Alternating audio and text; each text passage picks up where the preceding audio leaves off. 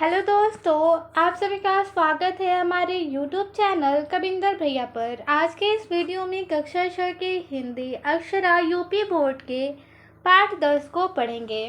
पाठ का नाम है ईदगाह। इस पाठ के प्रश्न उत्तर को इस वीडियो में पढ़ेंगे। दिया है कुछ करने को। यहाँ पे कैलेंडर दिया हुआ है। पहला कैलेंडर है चंद्रमा के अनुसार यानी कि हिंदी कैलेंडर है और दूसरा है अंग्रेजी कैलेंडर। यहाँ पे चंद्रमा के अनुसार जो कैलेंडर दिया हुआ है इसमें महीनों के दिनों के नाम दिए गए हैं। ठीक है, ये दिन का नाम है, ये दिनांक है और ये कैलेंडर है 4 जनवरी से 1 फरवरी तक का। तो देखिए, इससे प्रश्न पूछा गया है। इसमें क नंबर प्रश्न है किस कैलेंडर में चंद्रमा के अनुसार महीने के दिन दिए गए हैं। तो देखिए, यहाँ पे पहला कैलेंडर जो है चंद्रमा के अनुसार इसमें दिन दिए गए हैं, तो इसका उत्तर हो जाएगा ऊपर दिए गए कैलेंडरों में से पहले कैलेंडर में चंद्रमा के अनुसार महीने के दिन दिए गए हैं। आगे है 29 जनवरी को कौन सा दिन है, तो इसमें लिखेंगे 29 जनवरी को गुरुवार है। ठीक है, यहाँ पे देख लेंगे 29 जनवरी है ये और इसमें 29 जनवरी को गुरुवार दिया हुआ है, तो इस प्रकार से इसका उत्तर लिख देंगे। प्रश्न नंबर ग है शुक्ल द्वादशी को कौन सा दिन है।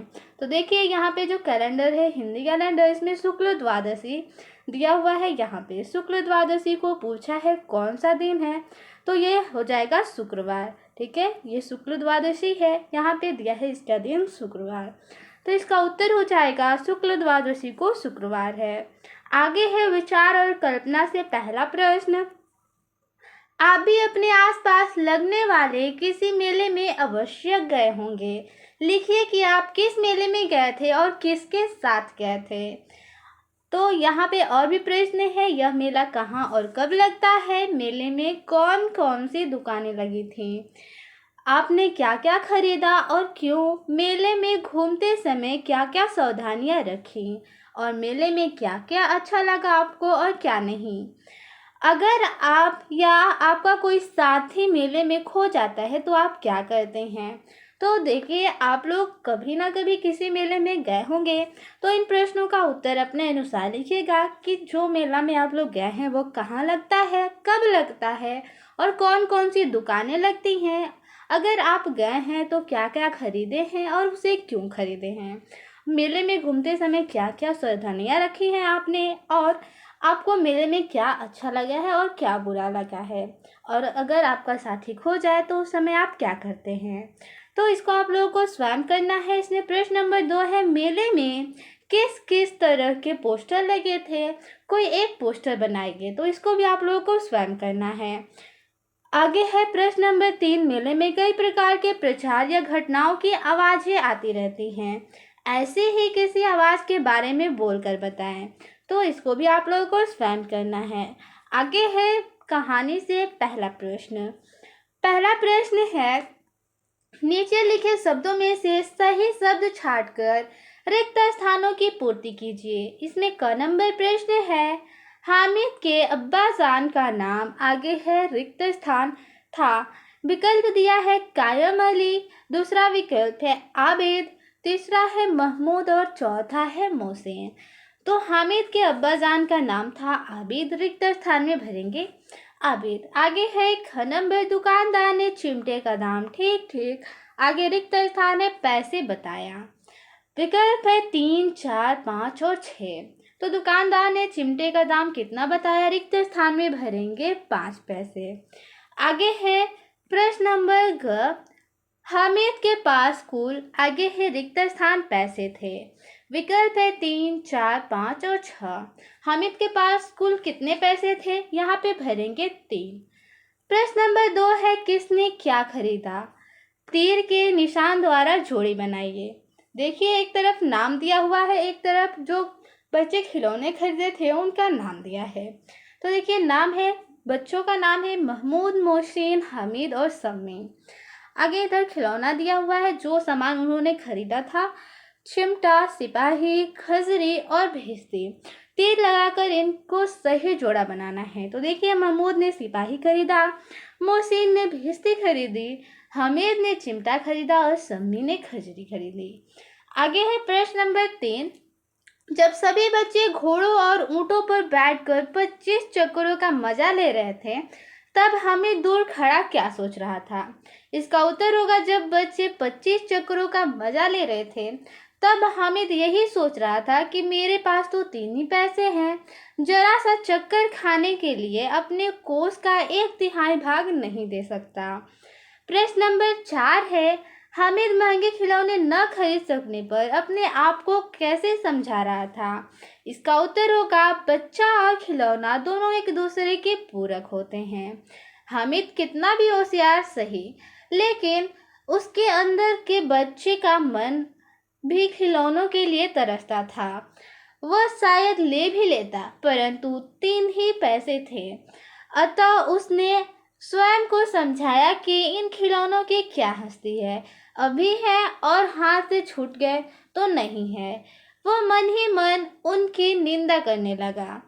आगे है प्रश्न नंबर 5, हामिद ने चिमटा क्यों खरीदा? इसका उत्तर होगा, रोटी पकाते समय दादी की उंगलियां जलने से बचाने के लिए ही हामिद ने चिमटा खरीदा।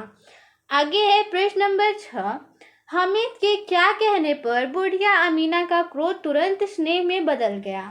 इसका उत्तर हो जाएगा, हामिद के यह कहते ही कि तुम्हारी उंगलियां तवे से जल जाती थी, इसलिए मैंने यह ले लिया।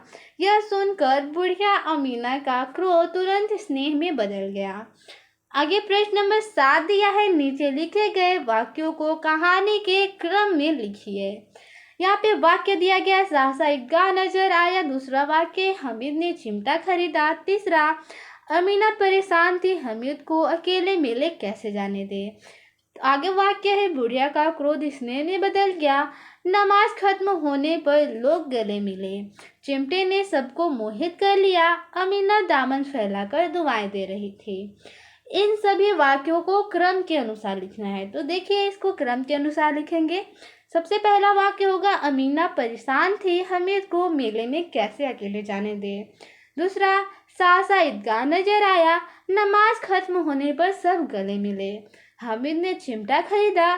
चिमटे ने सबको मोहित कर लिया। बुढ़िया का क्रोध स्नेह में बदल गया और अमीना दामन फैलाकर दुआएं दे रही थी। आगे है प्रश्न नंबर 8, इस कहानी में आपको कौन सी बात सबसे अच्छी लगी और क्यों? तो देखिए इसका उत्तर लिखेंगे, इस कहानी में मुझे हामिद का अपनी बूढ़ी दादी अमीना के लिए मेले में चिमटा खरीदना सबसे अच्छा लगा, क्योंकि हामिद एक अनाथ बच्चा है, उसके माता पिता नहीं हैं और वह अपनी बूढ़ी दादी अमीना के साथ रहता है। वह गांव के अन्य बच्चों के साथ मेला देखने गया था। उसके पास कुल 3 पैसे थे।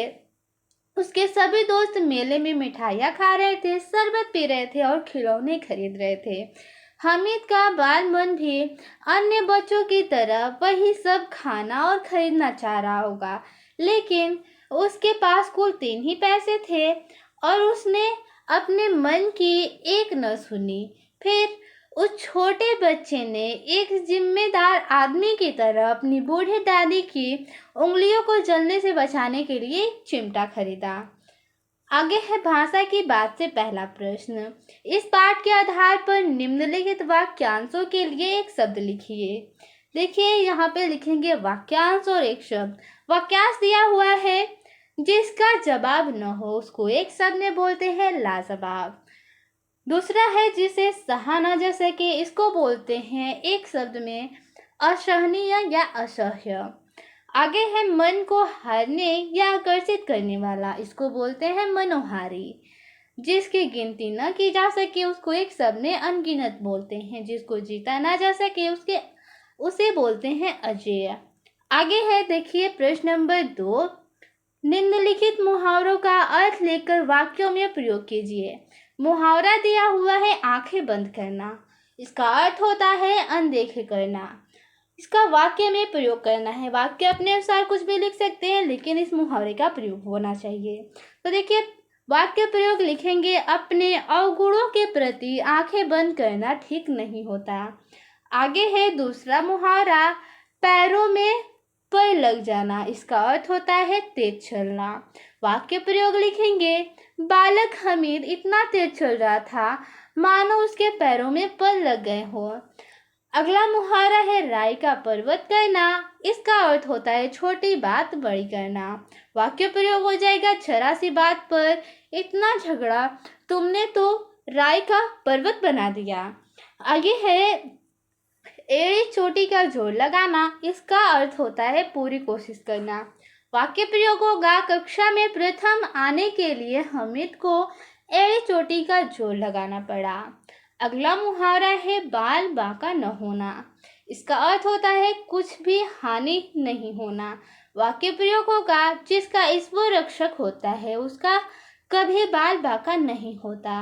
प्रश्न नंबर 3 है नीचे दिए गए उदाहरणों के अनुसार दिए गए शब्दों का संधि विच्छेद कीजिए। यहाँ पे देखिए इच्छा धन अनुकूल, इसका हो जाएगा इच्छानुकूल। यहाँ पे इच्छा में का आ शब्द और यानी धन आ मिलकर यहाँ पे आ इच्छा आ और अनुकूल का यहाँ पर आ और मिलकर आ बना है। धर्म धन अनुकूल, धर्म में शब्द और अनुकूल में और मिलकर आ हो जाएगा यानी हो जाएगा धर्मानुकूल। यथा अवसर, यथा में आ शब्द आया है, अवसर में पहला शब्द है यहाँ भी आ और मिलकर आ बन जाएगा यानी यथावसर हो जाएगा। देवधन आशीष, देव में यहाँ व में अ शब्द प्लस आशीष का आ शब्द और आ मिलकर आ बनता है, यहाँ पे हो जाएगा देवाशीष।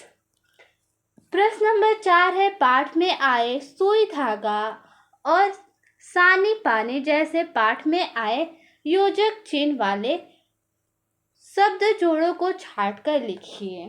ठीक है, जैसे कि शब्द दिए गए हैं सुई धागा सानी पानी, ये सब पाठ में आए हुए योजक चिन्ह के साथ जो शब्द आए हैं तो उन जोड़ों को छाट कर लिखना है। ध्यान रहे कि दोनों शब्द एक जैसे न हो, जैसे कि धीरे धीरे में दोनों शब्द एक ही जैसे हैं। ठीक है, योजक शब्द वाले शब्दों को ढूंढकर लिखना है लेकिन उसमें दोनों शब्द एक जैसे नहीं होने चाहिए। जैसे सुई धागा में अलग अलग शब्द है, सानी पानी में अलग अलग शब्द है। ठीक है, इस प्रकार से शब्द एक नहीं होना चाहिए, अलग अलग होना चाहिए। तो देखिए योजक चिन्ह वाले विभिन्न शब्द हो जाएंगे। पहला मिलना भेंटना, यहाँ पे देखिए मिलना भेंटना में योजक चिन्ह का प्रयोग हुआ है। ठीक है, ये हो जाएगा योजक चिन्ह। तो मिलना भेंटना, बड़े बूढ़े, 1 2 10 12, दुबला पतला, पुरानी धुरानी, मरने जीने या मरना जीना, दल बल, भीड़ भाड़, क्लब घर, 2 3, फोड़े फुंसिया, भाई बहन, मारपीट, जोर शोर और आनंद फानन। आगे है प्रश्न नंबर 5, छोने वाले जगते लहो तोतली बोली में है, इसे शुद्ध भाषा में कैसे बोलेंगे या कैसे लिखेंगे लिखिए। तो देखिए छोने वाले जागते रहो, इसको बोलेंगे सोने वाले जागते रहो। आगे है प्रश्न नंबर 6, निम्नलिखित वाक्यों को पढ़िए। देखिए वाक्य है वृक्षों पर कुछ अजीब हरियाली है। दूसरा वाक्य है खेतों में कुछ अजीब रौनक है। तीसरा है आसमान पर कुछ अजीब लालिमा है। इसी प्रकार कुछ अजीब से 5 वाक्य बनाइए। तो चलिए इसका उत्तर लिखते हैं। पहला वाक्य हो जाएगा उसमें कुछ अजीब ऐब है। दूसरा यहाँ पे हो जाएगा एकाएक कुछ अजीब घटित हो जाना चौंका देता है। समझकर भी ना समझ बनने वाले कुछ लोग अजीब होते हैं।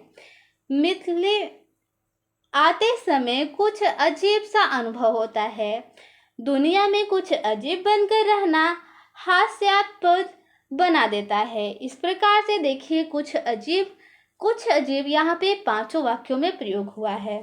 तो इस प्रकार से कोई भी 5 वाक्य लिख सकते हैं जिसमें कुछ अजीब शब्द आए।